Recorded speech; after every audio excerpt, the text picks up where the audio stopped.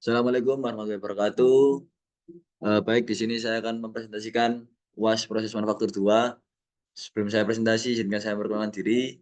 Nama saya Muhammad Firdaus Mutaki dari S1 TMC angkatan 2022 dengan NIM 22050754104. Oke, di nomor 1 saya akan menjelaskan terkait jenis-jenis tipe sambungan. Yang pertama ada boot joint, sambungan tumpul. Yang kedua ada corner joint, sambungan sudut. Yang ketiga ada lap joint, sambungan tumpang. Yang keempat ada T-joint, sambungan T. Yang kelima ada H-joint, sambungan sisi. Di sini ada gambar terkait sambungan tersebut. Ini ada sambungan tumpul seperti ini, sambungan sudut seperti ini, sambungan T membentuk T, sambungan tumpang, dan sambungan sisi. Selanjutnya, posisi-posisi pengelasan. Posisi pengelasan untuk fillet weld plate. Ada posisi pengelasan datar, yang kedua ada posisi pengelasan horizontal, vertikal, atau mendatar. Yang ketiga ada posisi pengelasan vertikal up dengan arah naik. Yang keempat ada posisi pengelasan vertikal down dengan arah turun. Dan yang keempat ada posisi pengelasan di atas kepala atau overhead. Selanjutnya posisi pengelasan untuk groove weld plate. Ada posisi pengelasan datar, posisi pengelasan horizontal, posisi pengelasan vertikal, posisi pengelasan vertikal down, posisi pengelasan di atas kepala. Baik yang kesembilan, selanjutnya posisi mendatar horizontal position. Mengelas dengan posisi mendatar merupakan pengelasan yang arahnya mengikuti arah garis mendatar atau horizontal. Pengelasan posisi mendatar sering digunakan untuk pengelasan benda-benda yang berdiri tegak.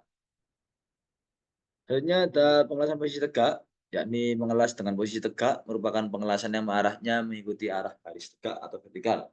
Posisi benda kerja biasanya berdiri tegak atau agak miring sedikit. Oke, lanjut di nomor 2, konsep perencanaan pengelasan. Baik, untuk konsep perencanaan pengelasan sendiri, ada prosedur pengelasan memberikan hasil yang baik bila sebelumnya telah dibuat rencana tentang jadwal pembuatan, proses pembuatan, alat-alat yang diperlukan, bahan-bahan, urutan pelaksanaan, persiapan pengelasan, perlakuan setelah pengelasan, pengaturan pekerjaan, dan lain-lainnya. Proses pengelasan yang dipilih harus sudah ditentukan dalam tahap perencanaan konstruksi. Dalam pilihan ini sebaiknya dibicarakan di antara tiga, yaitu pihak perencana, pihak pelaksana, dan pihak peneliti di laboratorium dengan titik berat pada pelaksanaan.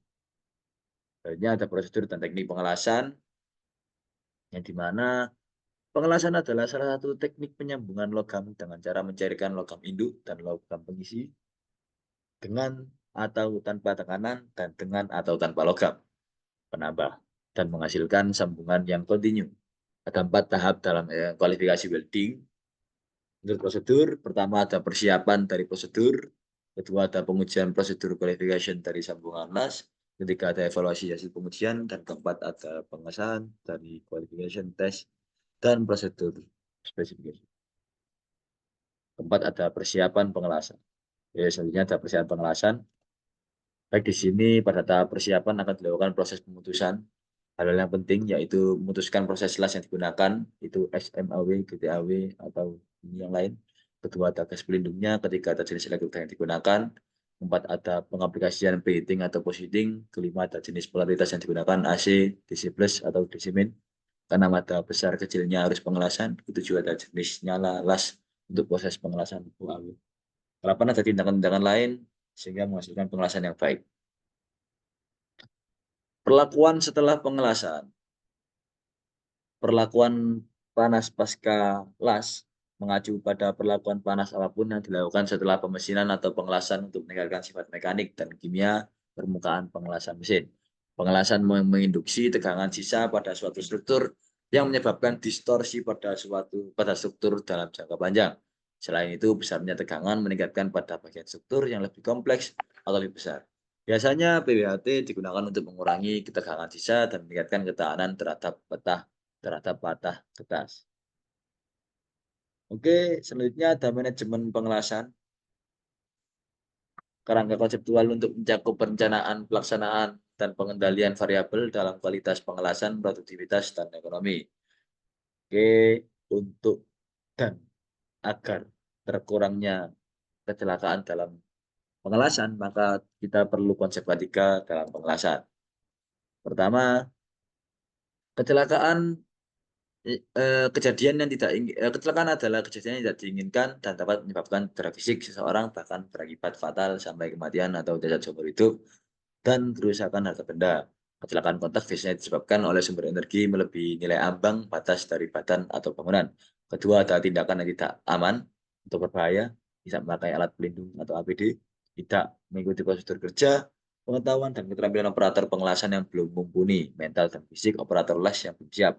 Ketika ada kondisi tidak aman, yakni mencakup lokasi kerja yang kumuh, kotor, lokasi pekerjaan tidak terencana dengan baik, sehingga pada satu lokasi dipenuhi oleh beberapa pekerja yang sangat menimbulkan potensi bahaya. Sebenarnya ada macam-macam peralatan keselamatan kerja dalam pengelasan. Ada yang pertama pakaian kerja las, kedua ada sarung tangan las, ketiga ada helm atau topeng las, keempat ada sepatu dan masker las. Bahaya pada pengelasan.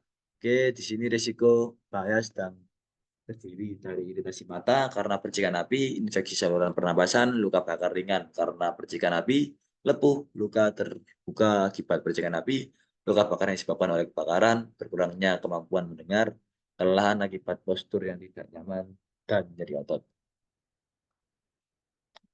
Oke, di nomor 3, jelaskan las pada bejana, tekan, dan pipa. Pengelasan yang digunakan dalam bejana tekan sangatlah beragam. Kesamaan utama dari bejana tekan adalah bahwa mereka menyimpan sejumlah besar energi potensial.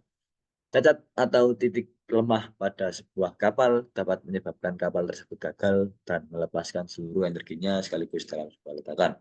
Oleh karena itu, pengelasan bejana tekan harus dapat diandalkan dan bebas dari cacat. Baik, selanjutnya ada las dalam saluran pipa. Pengelasan pipa memperhatikan diameter sebuah pipa, contohnya pengelasan pipa yang memiliki diameter besar.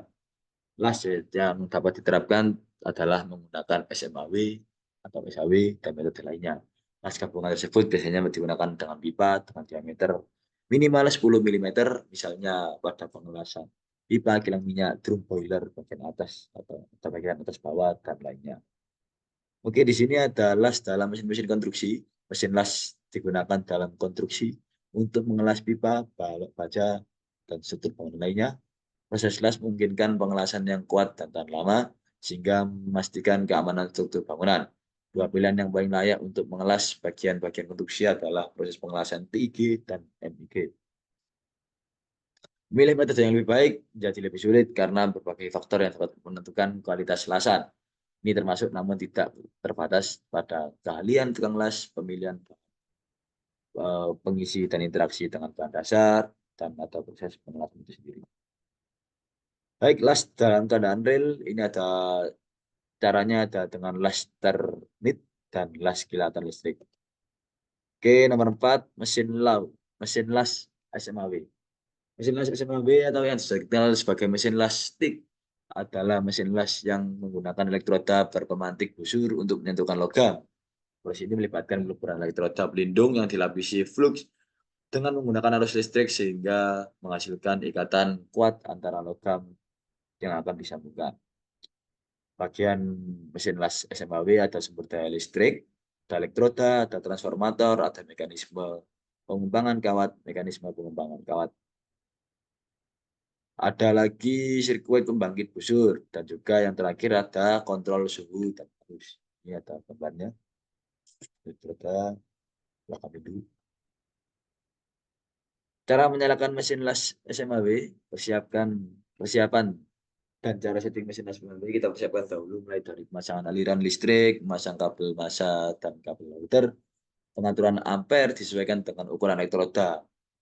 Biasanya untuk elektroda 3,2 maka minimal menggunakan 80 ampere atau lihat pada box bungkus elektroda. Nyalakan busur las dengan cara menggores antara ujung elektroda dan permukaan material dasar atau logam yang akan disambung. Setelah busur menyala, tunggu sampai busur mencairkan material dasar. Semakin besar ampere, maka kecepatan elektroda dan benda kerja untuk melebur semakin cepat. Oleh karena itu, menjaga agar nyala busur stabil, kita harus menjaga kestabilan kecepatan pengelasan. Selanjutnya ada mesin las OAW. Oke, di sini seperti yang tertera dalam namanya yaitu oksigen. Asetilin yang berarti Salah satu proses pengelasan berupa gas, kemudian menggunakan sumber panas dari nyala api, oleh proses pembakaran gas oksigen dan gas asetilin yang berfungsi untuk mencairkan logam tersebut dan bahan tambah. Bagian lab sendiri ada tabung gas oksigen, ada tabung gas asetilin, ada regulator gas oksigen, dan juga ada regulator gas asetilen. Ada yang kelima ada selang gas Huawei, ada welding torch, ada welding nozzle, ada welding rod. Baik, nomor 5 di sini ada video saya sendiri peragaan las. Saya mulai videonya.